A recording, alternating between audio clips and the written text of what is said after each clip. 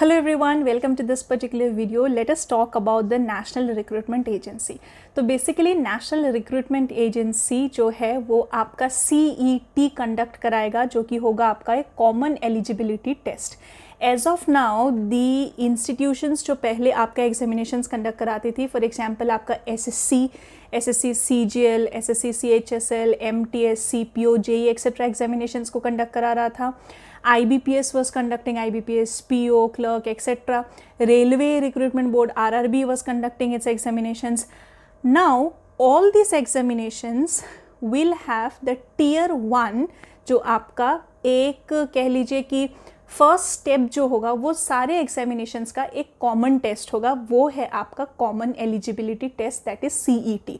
Does it means कि ये जो इंस्टीट्यूशंस आपका SSC हो गया, IBPS हो गया, क्या वो अब हट जाएंगी? द आंसर इज नो, वो नहीं हटेंगी. CET is a common eligibility test जो फर्स्ट टेस्ट होगा. उसके बिहाफ में भी कुछ एजेंसीज रिक्रूटमेंट करेंगी और कुछ एजेंसीज उसके आगे फिर टियर 2 और टियर 3 या फिर एक्सेट्रा जो मेडिकल प्रोसीजर्स बाकी सब चीज़ें होता है वो हो सकता है आगे टियर 2 टियर 3 कंडक्ट करे. फॉर एग्जाम्पल आपने CET दिया, CET का आपके पास स्कोर रहा, उसके बाद हो सकता है SSC उस पर फिर से टियर 2 और टियर 3 आगे कंडक्ट कराए. That is also possible. What is the basis of what ever I am saying? This is the actual news that was published on the PIB और वहाँ से मैंने PDF एक डाउनलोड किया है जो वहाँ पे आपका पब्लिश्ड है. ये मैं आपको डिस्क्रिप्शन बॉक्स में प्रोवाइड कर दूँगी और यहाँ से आप इस चीज़ को जो है गो थ्रू कर सकते हैं. अब यहाँ पे और चीज़ क्या कहा गया है कि ये एक मल्टी जो बाकी सारे बॉडीज़ है, हो सकता है वो सीधे इसके स्कोर पे भी, मतलब आपका जो CET होगा हो सकता है उसके स्कोर पे भी 1-2 जॉब लग जाए और बाकी में हो सकता है टियर 2 टियर 3 आगे देना पड़े. सो एज ऑफ नाउ जो हमारे पास कंफर्म है वो ये है कि कॉमन एलिजिबिलिटी टेस्ट ये आपका पहला टेस्ट होगा जिस पे बेस्ड ये सारी रिक्रूटिंग एजेंसी और भविष्य में हो सकता है और एजेंसीज उसमें आपके ऐड हो जाए, सभी लोगों का टियर 1 आपका सेम होगा ताकि सबका एप्लीकेशन प्रोसेस आगे अलग अलग करके और सबका फीस, ट्रैवलिंग, ये सारा चीज़ें आपका बच जाएगा और आप एक ही कॉमन टेस्ट से स्टेप नंबर 1 को जो है आगे क्लियर कर सकते हैं. But you need not worry, ये स्कोर आपके पास 3 साल के लिए वैलिड रहेगा और द गवर्नमेंट इज़ ट्राइंग की 1000 सेंटर्स यहाँ पे रहे, हर एक डिस्ट्रिक्ट में एक सेंटर रहे. पोटेंशियल सेंटर्स यहाँ पे आपका 1000 कहा गया है और जो इससे क्या एक फ़ायदा रहेगा, rural youth, women, disadvantage candidate, सब लोगों को अपने डिस्ट्रिक्ट में अगर सेंटर मिल जाएगा तो सबके लिए बहुत बढ़िया हो जाएगा. अब बात करते हैं कि अगर कॉमन टेस्ट है तो कैसे ग्रेजुएट्स और 10+2, तो यहाँ पे क्या रहेगा, ग्रेजुएट्स के लिए एक आपका टेस्ट रहेगा, 10+2 के लिए एक आपका टेस्ट रहेगा और 10th पास के लिए एक टेस्ट रहेगा. Computer based online common entrance test for the graduates, the higher secondary and for the matriculate, that is your 10th pass candidates. और ये सिर्फ आपका एक फर्स्ट लेवल आपका जो है टेस्ट होगा. साथ ही साथ इसमें क्या आपका फोकस किया गया है कि यहाँ पे किस तरीके से मल्टीप्लिसिटी ऑफ एग्ज़ाम्स जो है, डिफरेंट एग्ज़ाम्स, अलग अलग टियर 1, अलग अलग आपको जो स्ट्रेस रहता है वो सब कट आउट होके ये multiplicity will be now out and the CET will be now in. So ये CET कॉमन एलिजिबिलिटी टेस्ट जो है इसे कौन कंडक्ट कराएगा? इस एग्ज़ाम को आपका कंडक्ट कराएगा NRA, that is the national recruitment agency.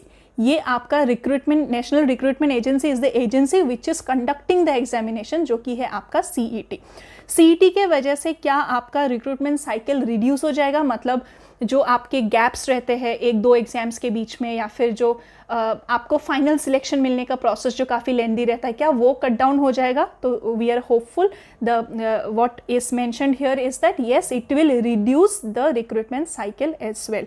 और इस पे मॉक टेस्ट वगैरह कैसे देंगे? पहले तो मॉक टेस्ट वगैरह का प्रोविजंस फिर कौन करवाएगा? क्या CET कंडक्ट कर एग्जाम देने के लिए क्या NRA कोई मॉक टेस्ट कंडक्ट कराएगा? तो आंसर इज येस, NRA जो है मॉक टेस्ट भी कंडक्ट कराएगा और 24/7 हेल्पलाइन और ग्रीवियंस रिड्रेसल पोर्टल भी यहाँ पे जो है मिल जाएगा. So all this will be the benefits of your this particular common eligibility test. अब कुछ कॉमन कंसर्न्स जो है यहाँ पे द इंडियन एक्सप्रेस में कुछ क्वेश्चन आंसर के फॉर्मेट में कुछ कॉमन कंसर्न्स और उसके एक्सप्लेनेशंस को यहाँ पे दिया गया है।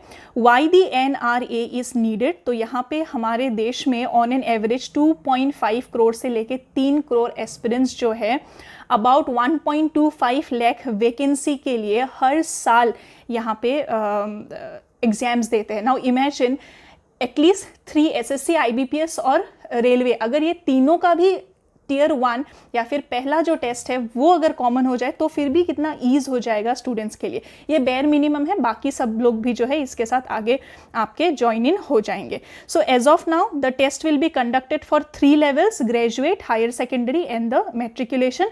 और जो रिक्रूटमेंट एजेंसीज अभी एज ऑफ नाउ यहाँ पे डेफिनेटली पार्टिसिपेट कर रही है वो है IBPS, RRB and your SSC। The more will join in the near future. और ये नॉन टेक्निकल पोस्ट के लिए होंगी और आपका जो ग्रुप B और ग्रुप C के पोस्ट है वहाँ के लिए ये आपके इन टेस्ट को कंडक्ट किया जाएगा। ईच डिस्ट्रिक्ट में एक एग्जाम सेंटर रखने का यहाँ पे कोशिश है, जिससे 117 एस्पिरेशनल डिस्ट्रिक्ट्स में अगर हर एक में मिनिमम 1 रहेगा और 117 डिस्ट्रिक्ट्स को टारगेट किया जा रहा है एंड मोर देन 1000 सेंटर्स को यहाँ पे रखने की बात कही जा रही है। CET के स्कोर 3 साल के लिए आपके वैलिड रहेंगे और साथ ही साथ यहाँ पे जो आपके रिलैक्सेशंस रहता है, अपर एज लिमिट वो कैटेगरी वाइज रिलैक्सेशन रहेगा। अदरवाइज नंबर ऑफ अटेम्प्ट्स पे इसमें कोई रोक टोक नहीं है, जितना मर्जी उतना नंबर ऑफ अटेम्प्ट्स एक स्टूडेंट यहाँ पे दे सकते हैं। हालांकि एज लिमिट जो है वो यहाँ पे फिक्स आपका बताया गया है, whatever will be the age limit that will be there, और उसमें भी रिलैक्सेशन कैटेगरी वाइज वो रहेगा। Now what will be the medium of CET, तो इसमें कहा जा रहा है कि 8 शेड्यूल में तो 22 लैंग्वेजेस है राइट, तो एटलीस्ट 12 लैंग्वेजेस में ये आपका टेस्ट जो है वो कंडक्ट किया जाएगा और स्पीडी रिक्रूटमेंट इसमें जो है एक्सपेक्ट किया जा रहा है। So as of now the cabinet has already approved amount of ₹1517.57 crore for the NRA, that is the national recruitment agency, which will be for a period of 3 years, और ये जो है यहाँ पे इस टेस्ट को कंडक्ट करवाएंगे जो कि है आपका common eligibility test. So that is the crux of your exam, जिसको लेके काफ़ी सारे लोगों में आपका ये डाउट था। PDFs आपको डिस्क्रिप्शन में मिल जाएंगे, आप PIB वेबसाइट को विजिट कर सकते हैं और जो ऑथेंटिक न्यूज़पेपर है the Hindu, the Indian express, उसमें रिलाई कर सकते हैं। बहुत ज़्यादा इस पे अभी डिबेट वगैरह से फ़िलहाल या फिर क्या होगा से बचे, क्योंकि जो नोटिफिकेशंस आउट है वो एग्जाम्स तो आपकी एज इट इज़ होंगी, तो आप उन पे फोकस कीजिए, अपने पढ़ाई पे फोकस कीजिए। मोर ओवर ये नेक्स्ट ईयर से आपका रहेगा ऐसा कहा जा रहा है फ़िलहाल। सो let us stick with that. All the best. Take care and stay blessed. Bye bye.